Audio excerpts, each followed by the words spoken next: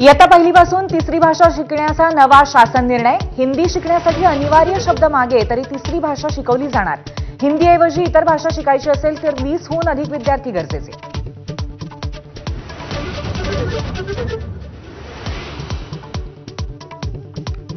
राज ठाकरेंची सकाळी 11:30 वाजता शिवतीर्थ निवासस्थानी पत्रकार परिषद. पहिलीपासून हिंदी शिकवण्यावरती काय बोलणार याकडे लक्ष.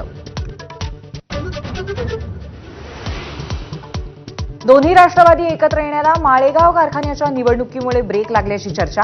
अजित पवारांनी शरद पवार पॅनेलला 6 ऐवजी 4 जागा दिल्यामुळे चर्चा फिसकटली. राष्ट्रवादीच्या वरिष्ठ नेत्याची एबीपी माझाला माहिती.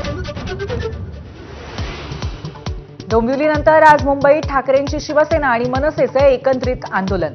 इंडिगो अंतर्गत येणाऱ्या अजाईल कंपनीच्या विरोधात दोन्ही पक्ष रस्त्यावर उतरणार.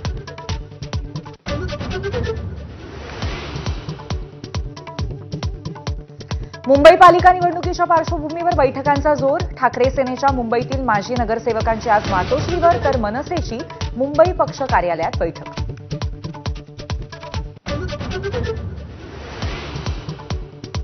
सांगलीत काँग्रेसला धक्का. माजी मुख्यमंत्री वसंतदादा पाटील यांची नातसून जयश्री पाटील आज भाजपत प्रवेश करणार. मुख्यमंत्री फडणवीसांच्या उपस्थितीत पक्षप्रवेश होणार.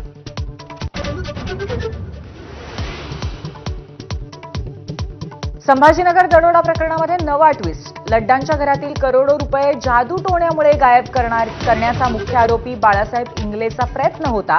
पोलीस तपासात उघड.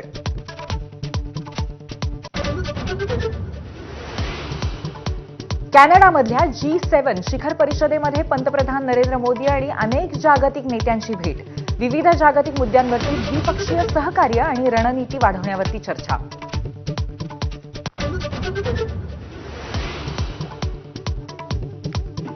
इराण आणि इस्रायल संघर्ष शिगेला. इराणचे सर्वेसर्वा खामेनेई यांच्याकडनं युद्धाची अधिकृत घोषणा तर इस्रायलकडनं इराणची 12 क्षेपणास्त्र तळं इस्रायलचे 12 क्षेपणास्त्र तळ उद्ध्वस्त.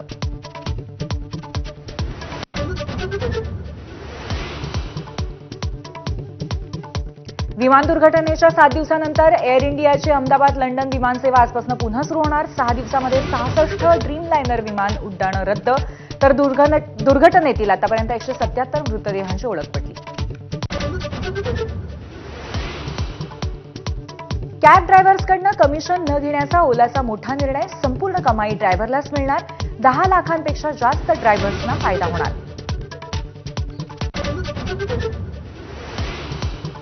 आषाढी एकादशीसाठी संत तुकाराम महाराजांच्या पालखीचं आज देहूतून प्रस्थान. मुख्यमंत्री फडणवीस उपस्थित राहणार तर पैठणमधून संत एकनाथांची पालखी पंढरीसाठी प्रस्थान करणार.